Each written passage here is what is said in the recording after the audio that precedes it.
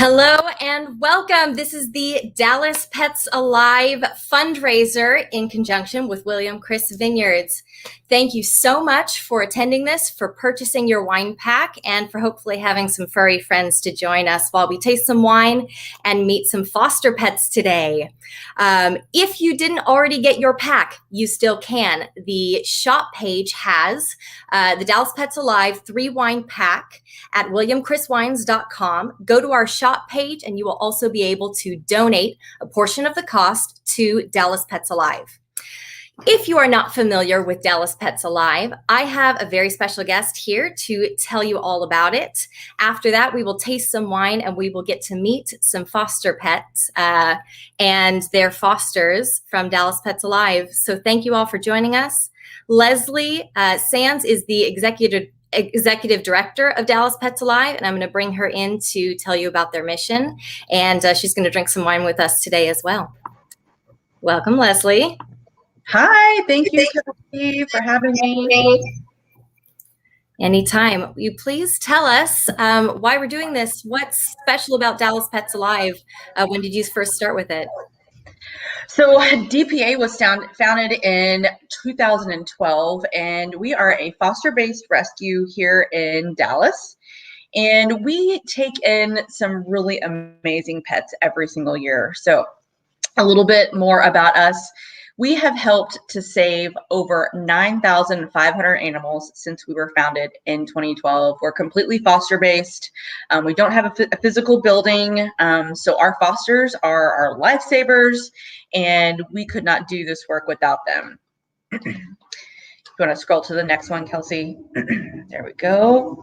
All right. So last year in 2020, we actually had a really phenomenal year. Granted, it was a really stressful year for everyone during the pandemic, but we were able to help 1,752 animals despite all the challenges last year, because everybody opened up their homes and their hearts to foster animals. And it was actually a silver lining for the animal welfare world when everybody started to stay at home and open up their homes to foster pets, saving some lives, which was awesome. And we're on the path this year to doing great things again in 2021. We're going to save, or we've already saved, about 450 pets this year so far. So we're really excited about that. We do this all with only 3 staff members, and we have over 300 volunteers that work endlessly and tirelessly to help us achieve our mission. And they're all virtual for the most part. All these volunteers are across the United States, all over in many different states. And it's awesome because they're all working for Dallas animals right here in Texas. And we're doing amazing things right here in our computers. And we're so excited that we get to have adoption events again starting next month. So we'll get to start seeing each other in person, and we're really thrilled about that.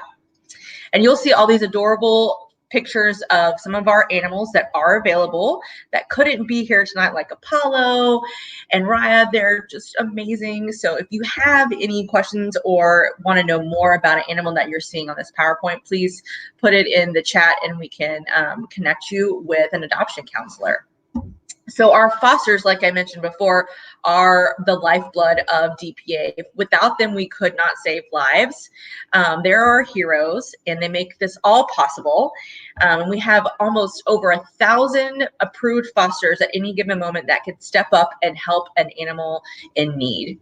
Last year, let's talk about our medical. That is, like I mentioned, we take on some really heavy medical cases, and we like to focus on that because some of the shelters here in North Texas can't provide the care that a lot of these animals come to them with. So our fosters are amazing, and they take on some really tough cases. Last year, about 36% of our animals were considered major medical.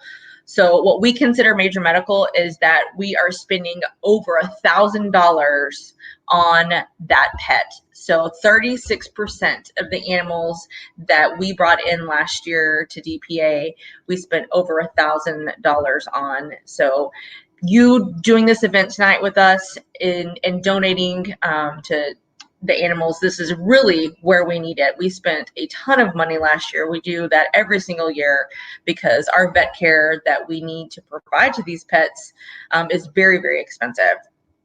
And you can see sweet Stumpy there. I love her little underbite. She's so cute. Just the face you can't not love.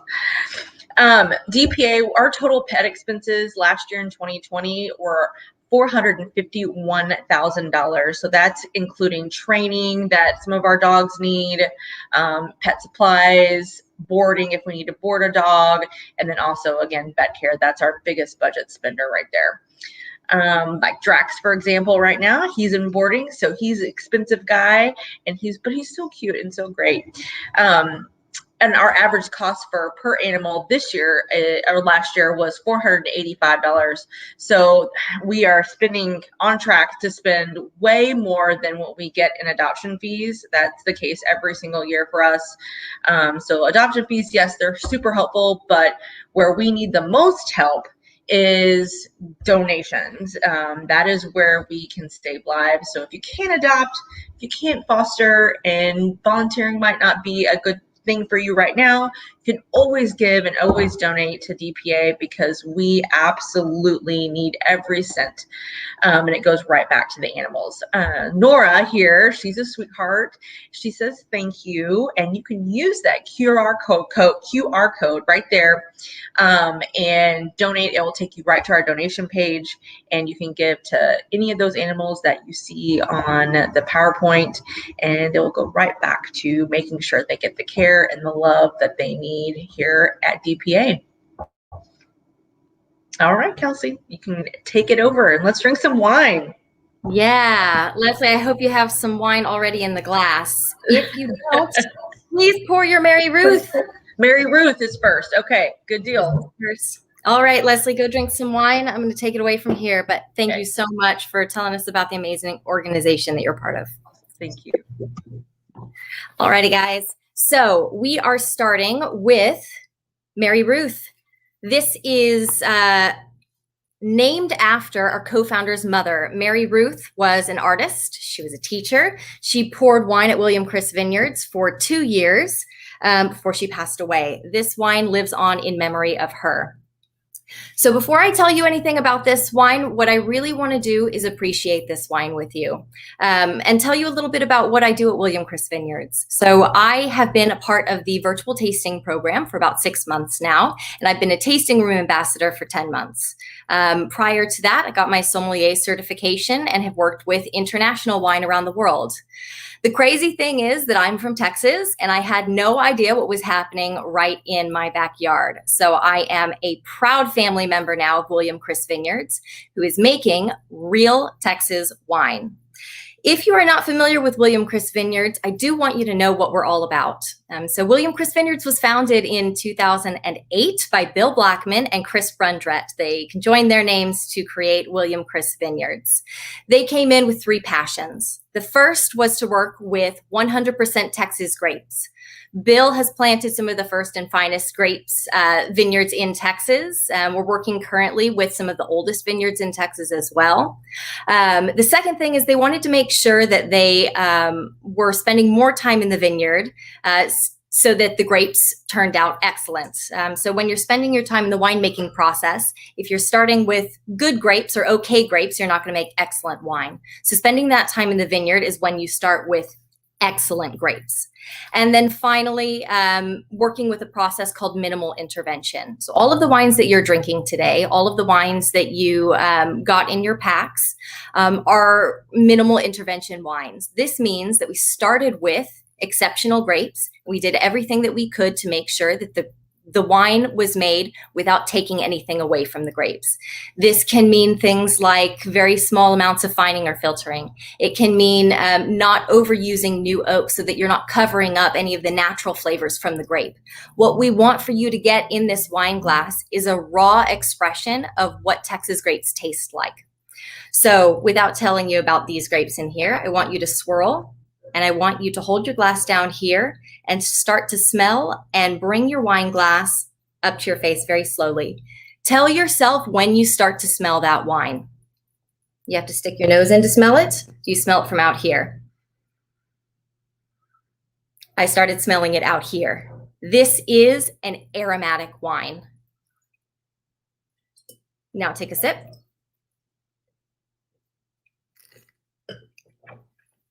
Swish it around your mouth. Wine is not just tasting. It's also a physical reaction. I want you to see how much your tongue is watering on either side. I want you to feel any bitterness up above the top of your teeth. This should be a physical reaction so that you want to go back and take a second sip to see how the wine is changing in the glass. Now you're drinking 4 different grapes here. First is Muscat Canelli, Muscat Bianco, Blanc de Bois, and Sauvignon Blanc.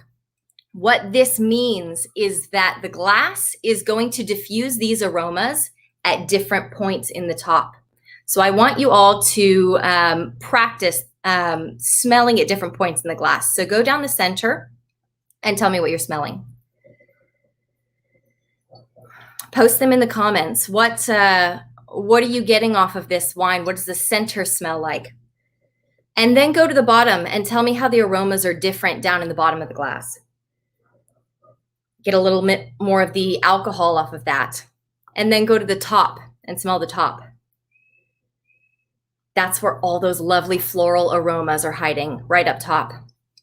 And then you're going to go to either side. The sides should virtually smell the same, but everyone has a dominant nostril. And so this is what you're playing to. When you go to one side, one of your nostrils is going to be doing most of the work. And when you go to the other side, the other nostril is going to come out to play.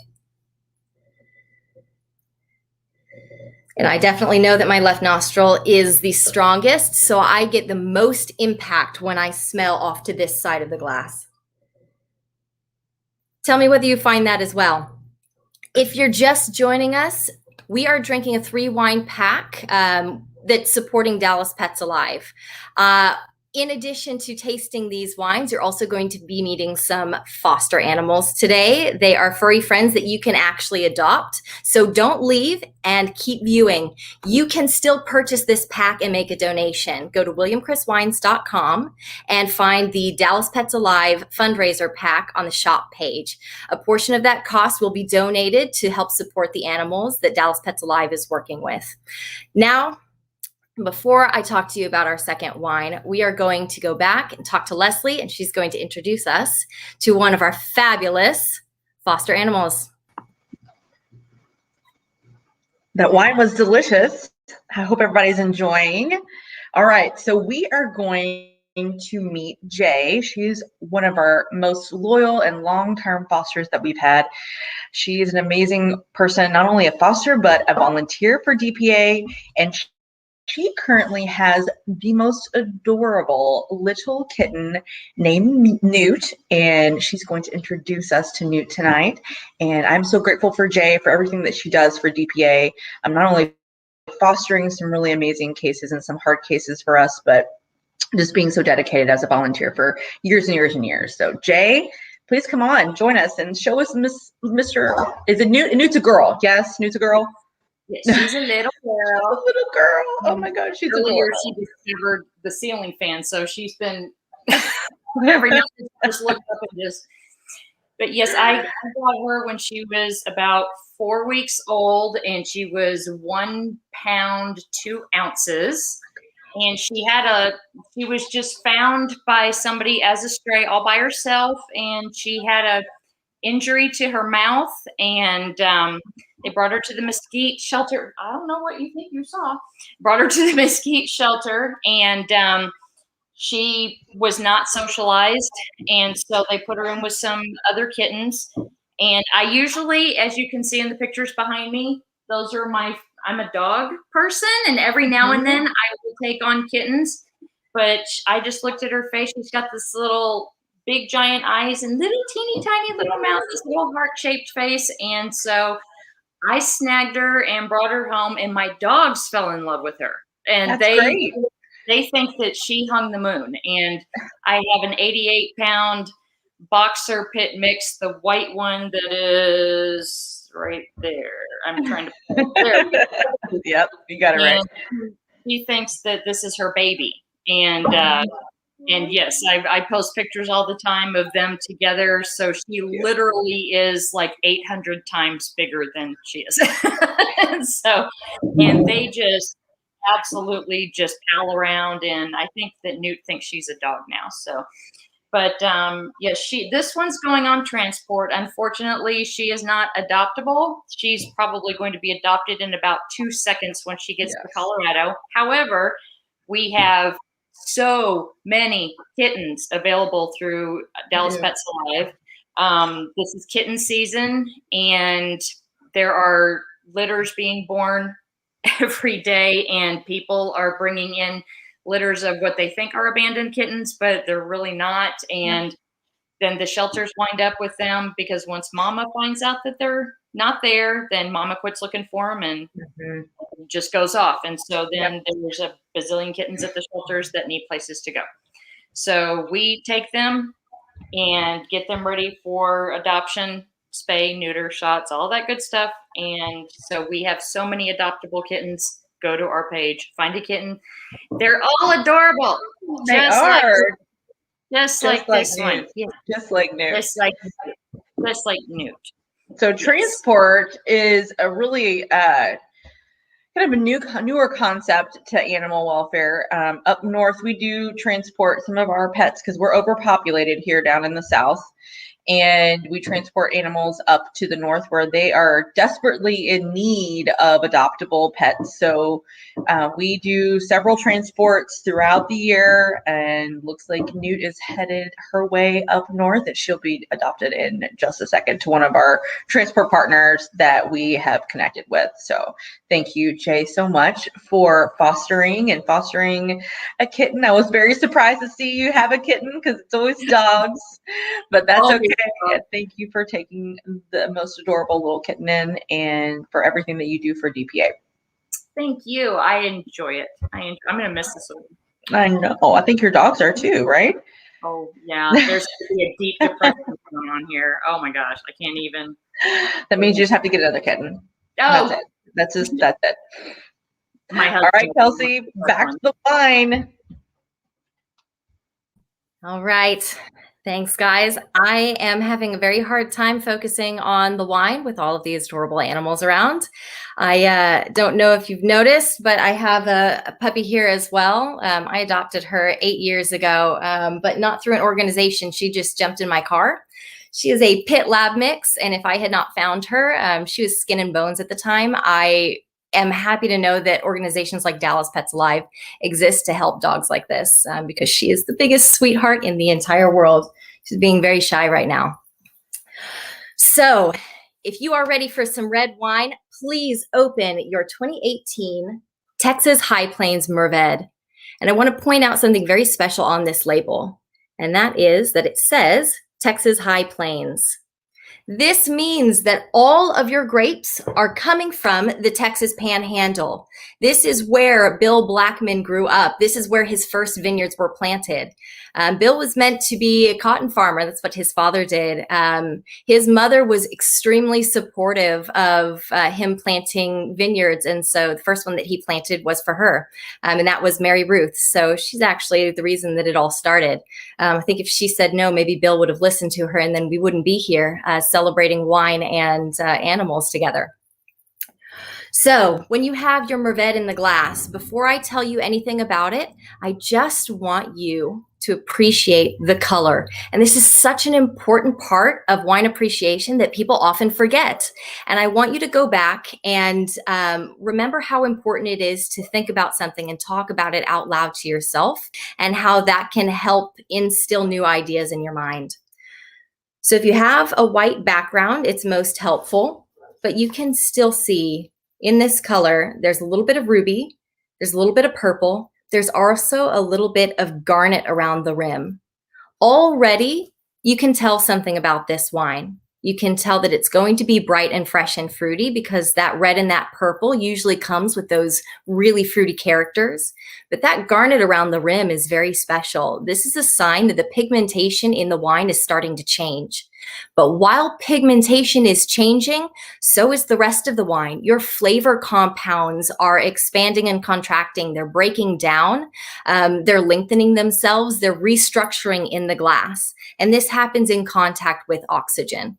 This is why wine ages. As you have a cork in a bottle, slowly oxygen is going through that cork and getting in contact with the wine, and it's slowly breaking it down.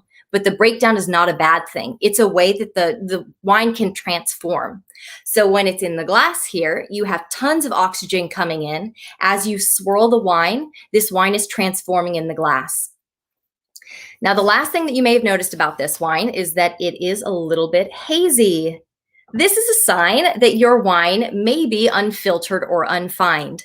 This is the soul of the wine. When you keep these grapes intact, because they start out exceptional and you don't remove so much from them, you have a living wine in the glass. This is a sign that this wine not only is able to transform, but because the color is starting to shift around the edge, the wine has already started its transformation. So in addition to that fruit and flower and power and impact is going to be maybe flavors of nut, maybe some honey, maybe some pollen, maybe some earth, maybe some mushroom.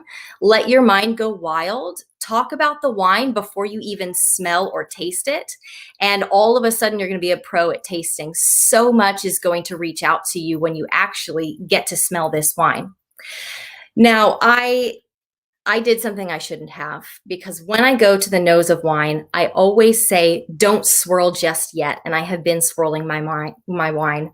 When you have your wine unswirled, there is on top of this wine sitting the most delicate flavors in your glass. In order to capture those, don't swirl your wine so quickly. Let all of those powerful flavors settle down and just give a sniff and see what delicate aromas you can pull off the wine. Open your mouth just a little bit. Connect your mouth and your nasal passages because the aromas are playing around back there. You want them to have lots of oxygen. What do you smell? What are those delicate aromas? Maybe it's a little dustiness. Maybe it's violet. You tell me. And then swirl. And these glasses are made so that you can really swirl them. I mean, get the oxygen in there. Wine is delicate, but not so delicate that you can't control it with the glass. Really swirl it up and then go back and take a really long, deep breath. How much did that change? It changed so much. That's what these wines are made to do. And because this is living, breathing Texas wine, it should change, and it should change drastically. And then as you sit this wine down and you go through your meal, you talk to your friends, you go back to it, it's going to smell and taste completely different because time in the glass is going to transform it just like time in bottle. Now, when you go to taste, I mentioned this before, but swish the wine around your mouth. Allow it to really react with your tongue, your teeth, your gums.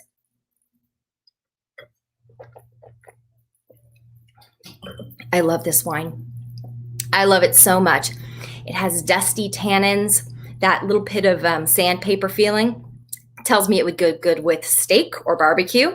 My mouth is watering on the side. Don't you just love when you bite into a fresh piece of fruit and it gives you that little bit of bitterness and that mouth-watering juiciness? It's exactly what grapes have in them, and therefore it's exactly what wine has in it. What do you taste? What do you smell? How fruity is this? How savory is this? I'm going to tell you about the grape Mourvedre. And just for those who don't have this wine yet, but are going to go buy it at williamchriswines.com.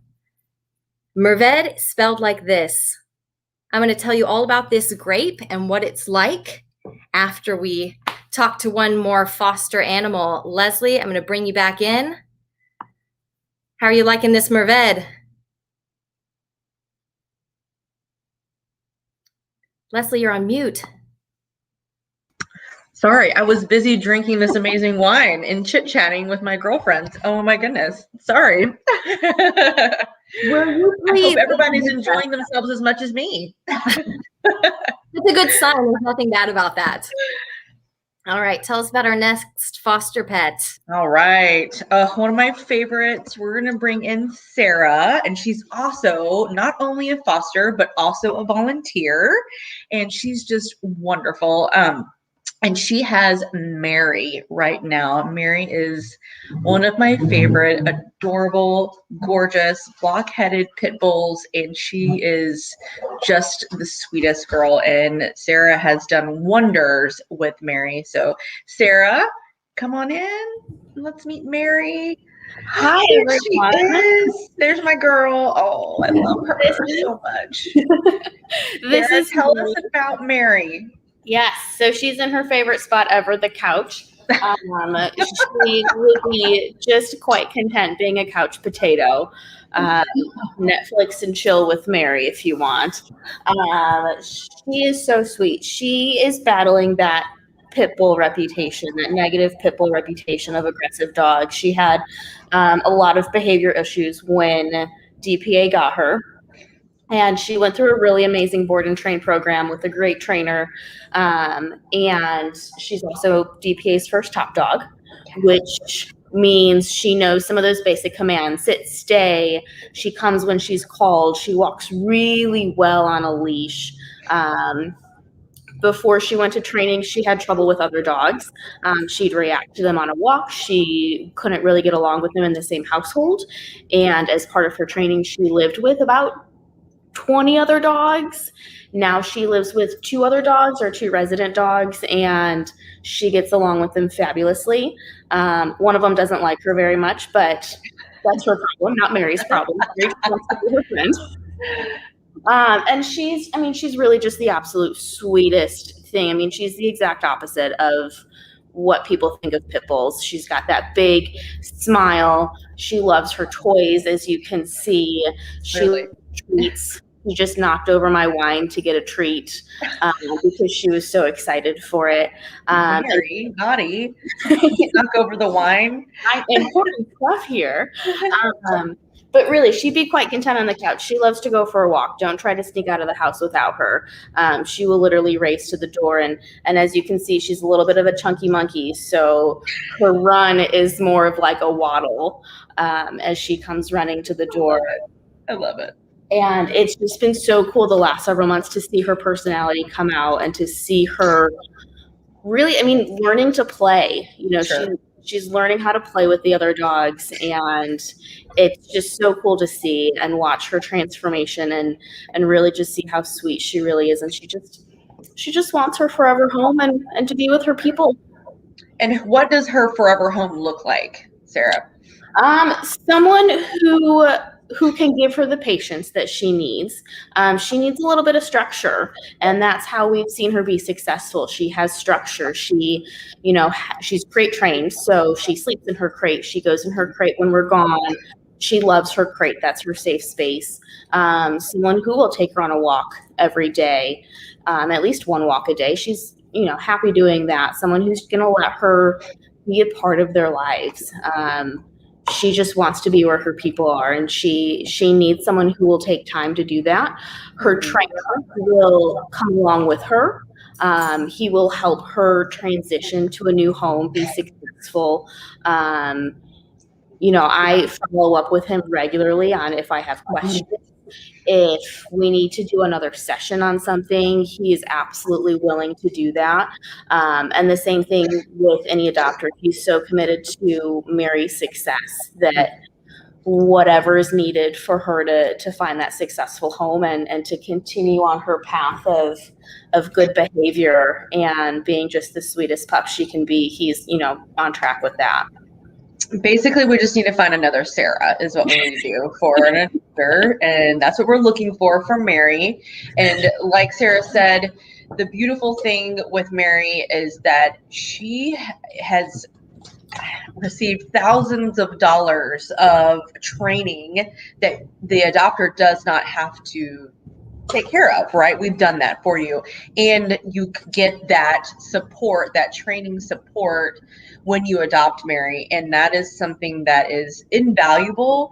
And knowing that you get that is just a bonus on top of adopting amazing Mary. You get a trainer and his support to help Mary be successful in her new home. So that is wonderful. Thank you so much for taking Miss Mary on, Sarah. Look at that face. Oh my gosh. And those How can you not want to adopt her? She's the cutest thing. She is the most sweetest thing.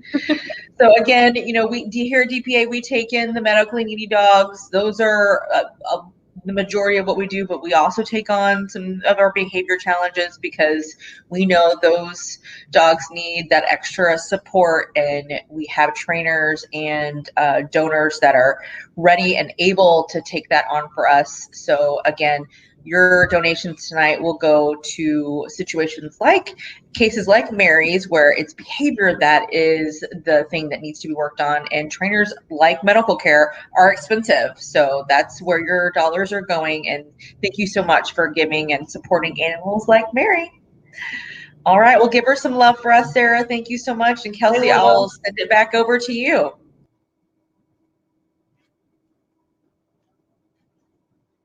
All right, sorry for that. That was adorable. I think what we're going to find here is that I'm going to adopt all of the dogs and cats, and Slim is just going to have a lot of brothers and sisters to deal with very soon. Thanks, Leslie. We'll see you back in just a moment. All right. So I hope that you noticed as you were meeting Mary that the wine in your glass was changing a little bit, because it is not just what's in here, it's what's in here as well.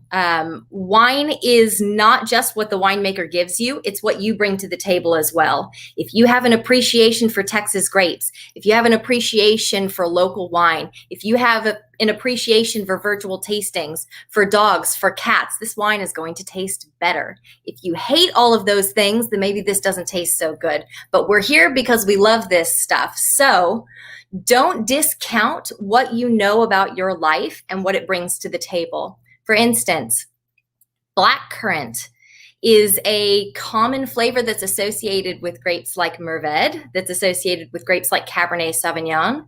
I have never had a blackcurrant before. I cannot bring that to the table. But what I am familiar with is violets, because my mom used to grow violets when she was younger. She's grown them in every single house that I've lived in. We have violets on the table. I'm very familiar with that. So when I smell this, that's what I bring to the table. The Mourvedre is providing it. The winemakers made sure that you can get violet out of this wine, but my familiarity with it brings that to the table as well. So always make sure that you have a friend with you, that you're talking and smiling while you're drinking wine. If you bring wine home from a winery and it doesn't taste as good at home, it's because you're not smiling. It's because you're not sitting next to a lovely big furry dog like I am. So have confidence when you approach wine. Use what you know. And when you're in a group of friends, use what they know as well. They'll tell you something about the wine that you didn't get, and it's not because you couldn't get it. It's because you are less familiar with that scent or that aroma or that aspect. So I hope that the wine changed in the glass for everybody. I hope as you swirl it that you are seeing that that change over time.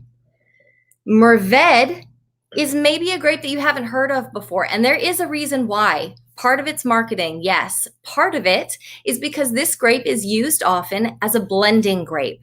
So this grape was born in Spain, where it's called Monastrell. It moved to the south of France and has been used in blends. That's when it started first being called Mourvedre. You will hear this pronounced Mourvedre as well. It is a French word, so I like to say there's no right way to say it.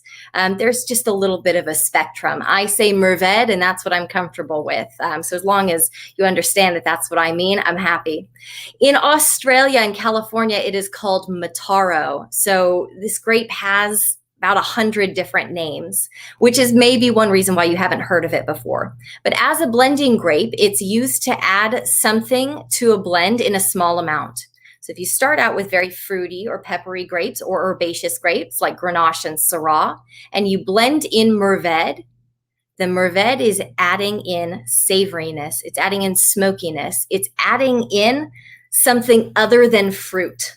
And that is what's beautiful about this. Coaxed out some fruit, but it has all of that other stuff. As you swirl it, the fruit pops out.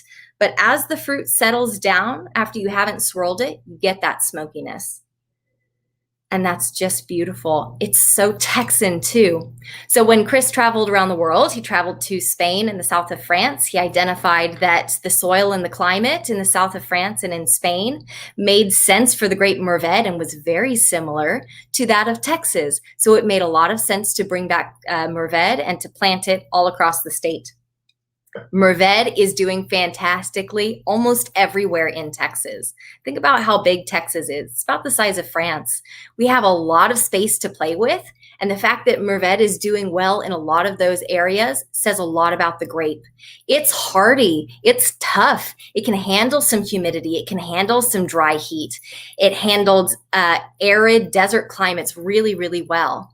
And the cool thing is that it responds to every vineyard site that it's in a different way. So we're making Mourvedre that's light and aromatic and very delicate and fruity and floral. We're making Mourvedre that's medium bodied, that's meaty, that has umami to it, that has texture to it. And then we're making Mourvedre, and especially from our own site on High Estate, we're making big, tough, smoky powerhouse Mourvedres. This is for those Cabernet lovers. This is those heavy hitters, steak wine. The fact that Mourvedre can have that much spectrum, that's what we're interested in. That's what we're experimenting with. And that's what we've devoted to. That's where our roots are. So the Mourvedre that you're tasting today is from the Texas High Plains. This is coming from 6 different vineyards. So every vineyard has a different personality. One vineyard creates Mourvedre that's very fruity. One creates one that has a little tartness to it. One has Mourvedre that has a little pepper note. When we blend those all together, we get a well-balanced textural wine. This also means that the temperature you serve it at will define what it tastes like. If you chill this down a little bit, maybe some of those fruit notes pop out, maybe some of those floral notes pop out. If you decant this and warm it up, that's when your savoriness is going to come out. This also means that the food that you pair this with is going to pluck at different flavors from the different vineyards. This is such a fun wine to have on your table every single day because it's never going to taste the same. It's how you treat it and how you respond to it. And that's how it speaks best to you. This is the reason that I'm working at William Chris Vineyards. I tried this wine and was completely hooked. So I hope you are really enjoying it. Just a reminder, if you're joining and you don't have the wines, you can still get them. If you have the wines and you're falling in love, you can still purchase the Dallas Pets Alive fundraiser pack at williamchriswines.com. Go there. You can purchase these 3 wines for $100. That includes shipping. It also includes a donation to Dallas Pets Alive. So if you're enjoying this 3 wine pack and you want to donate more, we will give you more wine. If you don't have these wines, you can still get these and you can still donate. So please, please, please go to williamchriswines.com and help support 100% Texas wine, but also the fantastic organization that's Dallas Pets Alive. Now, before I bring Leslie back, I want you to open your Skeleton Key Cabernet. This wine can use a little breathing. I opened it before we started, but open it before we meet our next foster pet. Let it open up in the glass a little bit. Give it a big swirl because this is a big, meaty wine, and I want you to enjoy it to its full potential. All right, Leslie, you ready to come back and tell us how much you love Texas High Plains Mourvedre? I'm ready. Awesome. Who is our next foster pet? All right, we have Jasmine and Teeter Totter. Oh my goodness, you guys are gonna fall in love with Teeter Totter, and as Jasmine too, because she's just an amazing human being. She is also our assistant director for our foster program. So she coordinates and helps to run our entire foster program, which is just insane sometimes, but so worthwhile. She works and helps all of our fosters get the support and the things that they need. And that's one of the great things about DPA is that we have a huge foster support system, and Jasmine is a main part of that and a critical part of that. She's just has such a giving and wonderful heart, and she takes on some really, really awesome medical cases for our cats. And Teeter Totter is a prep example of that. So Jasmine, welcome. Come on, let's see the adorable Teeter Totter. Oh my goodness. Hi. Hi. That one's wrong. And you have the most perfect shirt on. Yes. Right now. Oh my gosh. Cats and wine. Cats and wine. So this is his Teeter Totter. Let's see if she'll. Oh my God. So she was found during Snowmageddon with 2 siblings, and her siblings were fine and normal, so they went on to be adopted at the mesquite shelter, but she was just a bit off. As you can see, this front foot, if she'll give it to me, is folded, and so she walks on it kind of folded, and in general she just kind of wobbles, and when she walks she'll fall over, and that's where Teeter Totter came from. But she is a great little kitty. She can do everything that she wants to do, so there isn't a ton. I mean, you'd look at her and whoop, there she goes. You'd look at her and assume that she requires a lot of work, and she doesn't take too terribly much more than my resident cats. She can go to the litter box by herself. She can eat by herself. She mostly needs the right diet and textured surfaces to walk on. She can do tile, but she slips. And then she gets tired and she'll just lay there. So we'll pick her up and put her on the couch with us. And it's her favorite spot to be. She will sit next to us and meow at us until we pick her up.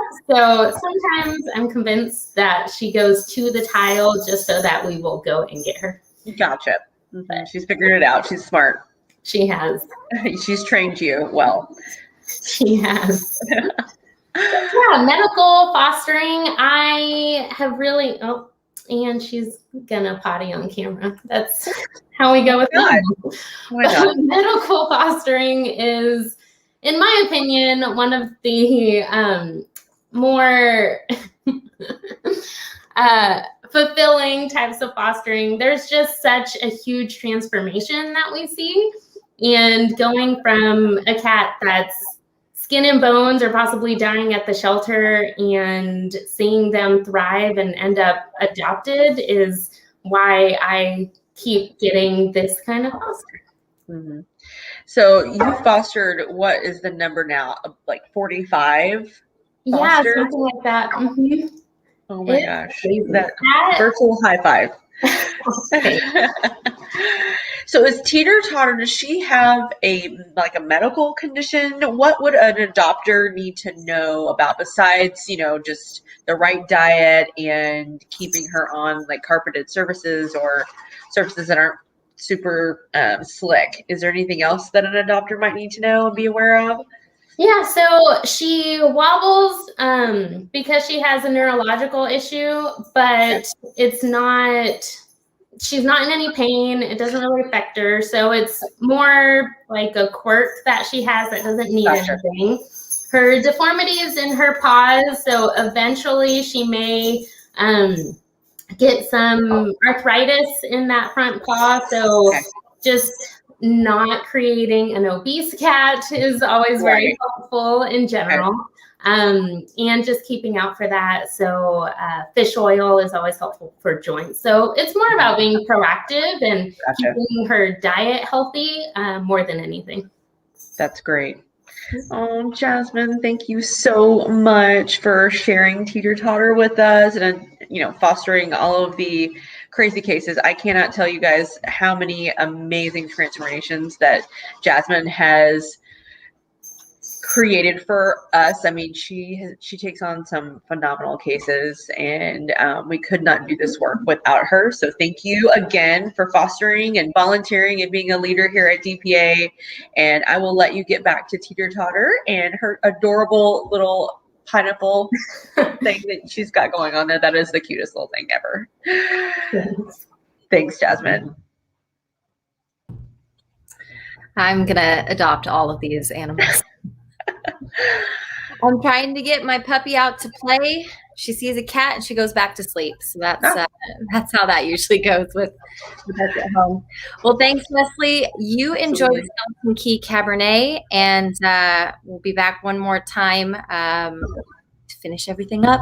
Okay. All right. So we are now drinking Skeleton Key Cabernet. I am going to use my turtle to help aerate this wine.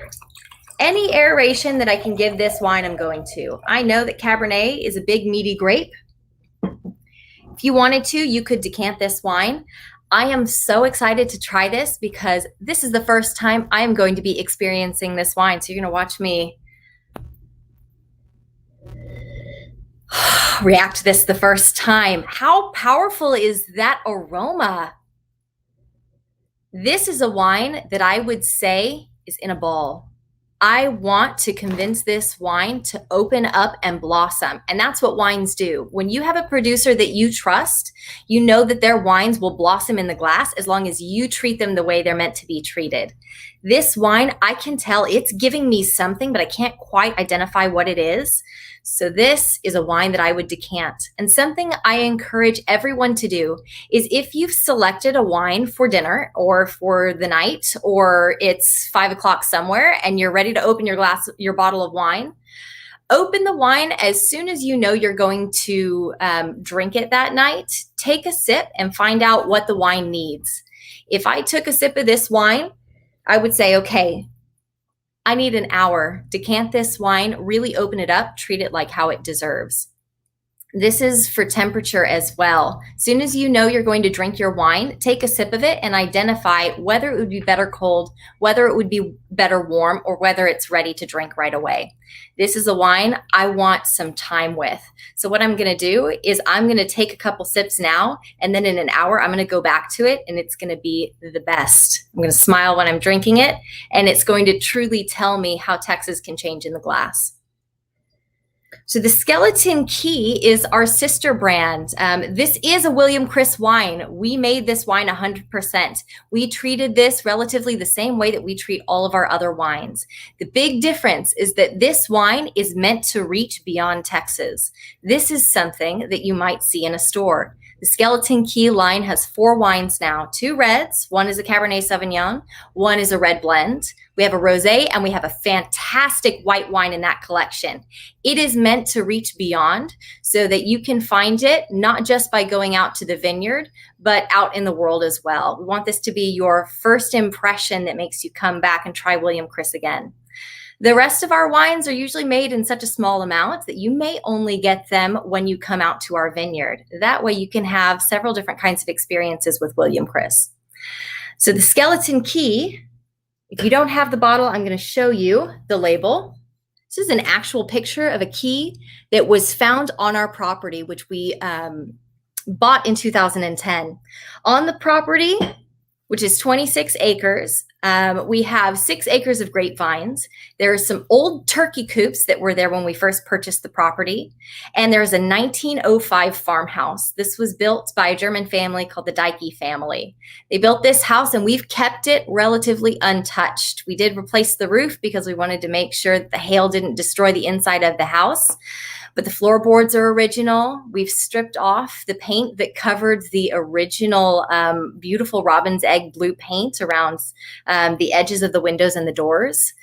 So when you go in, you can tell that you are in a house that was built in 1905. This is the beauty about coming out to our property, is to be able to witness and see these things, because there's so many stories that go in and out of that house. It's where Mary Ruth first started pouring wine when the property was built, was in that farmhouse. So in the second room was found a skeleton key. The key was a skeleton key because it fit every single door on property. It opened every door, just like the Skeleton Key, sister brand of ours, opens doors for us to reach further. It opens doors for creativity. We work with different grapes than we would for this line than we would for anywhere else. The quality is the same. The mission is the same. 100% Texas grapes, treated with minimal intervention. And we make sure these grapes are doing well in the vineyard before we ever bring them back to our property to crush, ferment, and treat them the right way. So now that the wine has opened up a little bit, please go back to it. Tell me how it's changed. What's popped out in the last 5 minutes or so? Oh, it's floral. It's floral. It has a spice character to it. This is what we all love about Cabernet Sauvignon. It's that black currant that I've never tasted before, except in Cabernet Sauvignon and Mourvedre. But also how powerful the flavors are powerful with interwoven delicacy. This is a wine that I can go back to, and I know it will continue changing in the glass. It will continue changing in the glass also because it's a representation of grapes all over Texas. The grapes for this were harvested from several different vineyards all across Texas. And one thing that we do at William Chris is we'll harvest grapes from all across Texas and blend them together. We'll harvest grapes from a single area, like the Texas High Plains, and blend them together. And you're getting a close-in shot of what that area tastes like. And then we'll do single vineyard representations as well. So you can taste Cabernet from all across Texas, from one single area, and from one single vineyard. And you can get a really, really close eye on what Texas tastes like and how it can change from site to site. And think of how big Texas is. There is so much potential for great flavor coming from all across Texas. Now, I want to talk about food pairings before we finish off. We want to go Texas classic. These are 100% Texas grapes. So what would you eat with this? Post in the comments. Tell me what speaks to you. Steak, yes, I know someone's going to say it, and I love you for it. Steak and Cabernet make sense together. If you taste this wine and swish it around your mouth, feel how it dries out the top of your gums. Feel how your mouth is watering. That is steak wine. And I have to do this just to see.